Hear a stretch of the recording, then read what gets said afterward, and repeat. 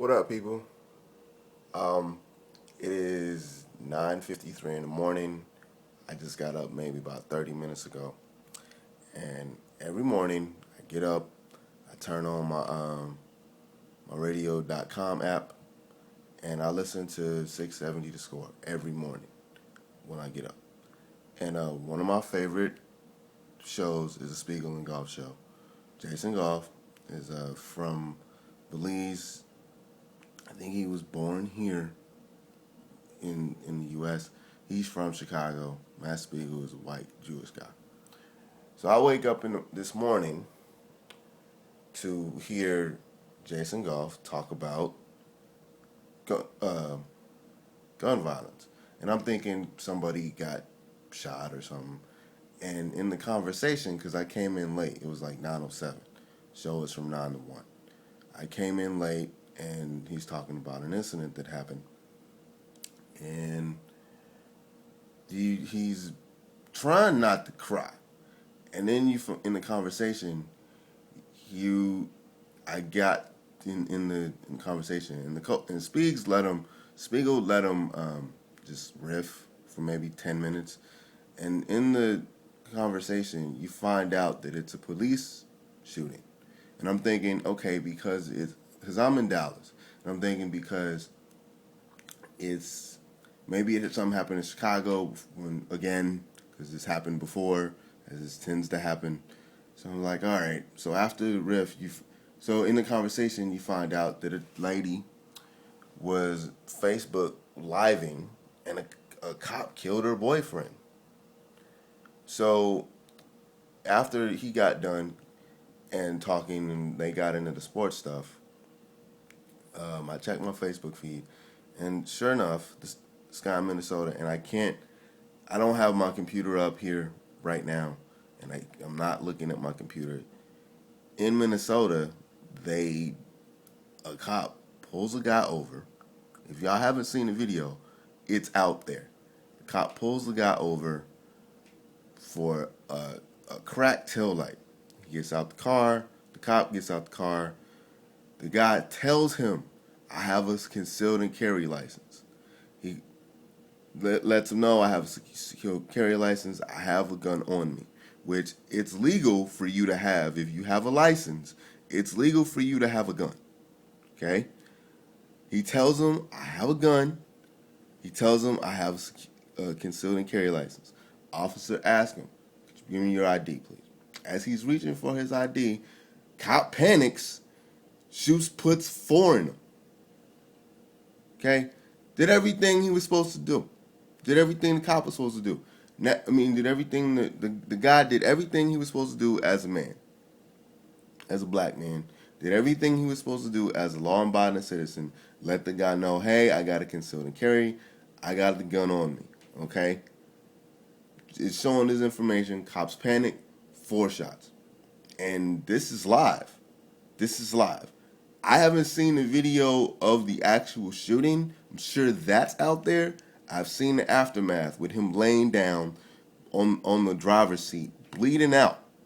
And his girlfriend is documenting this live on Facebook. I saw that video. And see, this is what I was saying about the Jesse Williams speech, because everybody was like, "Yay, he said some stuff." And like I said, I'm not against social criticism or whatever, because I'm one, and this is actually a critique. But I don't know what we're doing as black men, and I'm as a black man and as a disabled black man, and this affects us more so than the able-bodied black man, because you find out later with a lot of these like pedestrian shootings, you find out later that some of these guys are police violence against black citizens. You find out that some of the pedestrian issues, these people were mentally ill. I got pulled over, pushing in my wheelchair, going to work about a year and a half ago. And the cop didn't pull his gun on me, but made sure he knew I understood where the gun was and the stun gun was. I don't know what we're in. I was very clear. I was like, "Look, I showed him my hands. I showed him cause I wear a neck wallet. I don't even wear a regular wallet in my pocket. I have a neck wallet that I wear. You know what I'm saying? So like, you can't hold the gun. You can't hold a gun in a neck wallet. Okay. So I let the guy know exactly where I was going. Matter of fact, I told the guy because I was in a suburb of Dallas and I was pushing to work and I got pulled over in my wheelchair. Cop had the lights on me. Hence why my YouTube channel was called Pushing While Black, because that situation happened. And I got out of that without going to jail and without having a gun pulled on me. I think back about as I'm 34, I think back about all the times I've been pulled over with my friends, with my able-bodied friends in cars. Because when you're in a car and I'm in the passenger seat, they don't know that I have cerebral palsy. They just see three brothers in a car, right? I think about all the times I got pulled over as a passenger.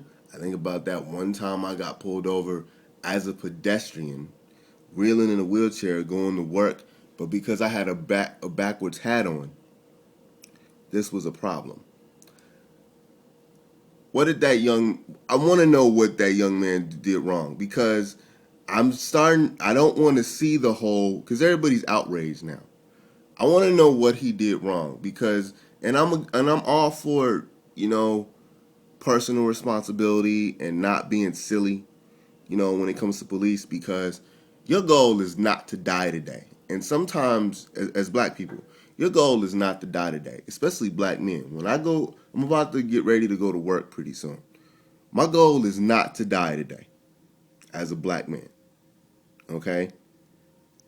If you have young black men, and I should say young black women too, because this is happening to them too. You have to, if you're a parent of people, of kids, I'm not a parent yet. We have to talk to our kids as black people about how to deal with the police. That has to happen. That has to happen to us. My mom talked to me about it. My mom talked to my brother about it. My mom talked to me about it when I started going out in my 20s. She was like, "Look, you're disabled. You're disabled, but you're black. No one knows that you're disabled when you're in a car. As soon as you get pulled over, if you get pulled over, because you probably will, let the policeman know that that you're disabled. I can't move. I can't move correctly.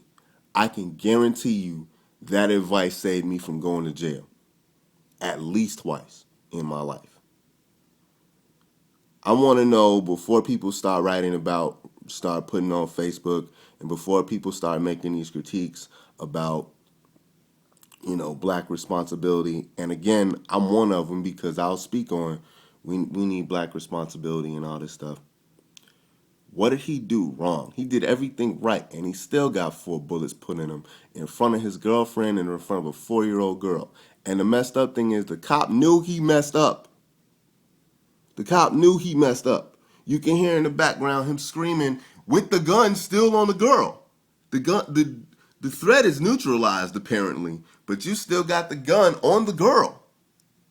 Crying, I told him not to reach, as she's blogging about this live. You still got the gun on the girl, and there's a 4-year-old in the car. Dude, if y'all don't understand what's happening here, white people, y'all don't understand what's happening here, man. Like, I don't know what to tell you.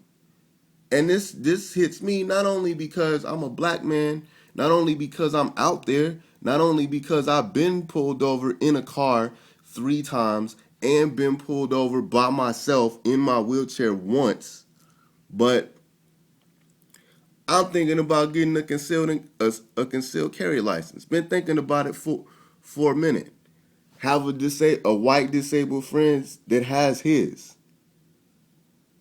And he said, "Man, you should get one." After this, no. Because dude did everything he was supposed to do and got killed for it. Just because he was black. Just because the cop was scared. Oh, not to mention what happened 2 days ago, and we just started really talking about this. How the hell you get shot for selling music on a convenience store corner? Do you know how many people do that? Do you know how many people sell CDs in the hood? This is in the hood. Sell CDs in the hood, sell oils, sell, like, they get their hustle on because they gotta, you gotta eat.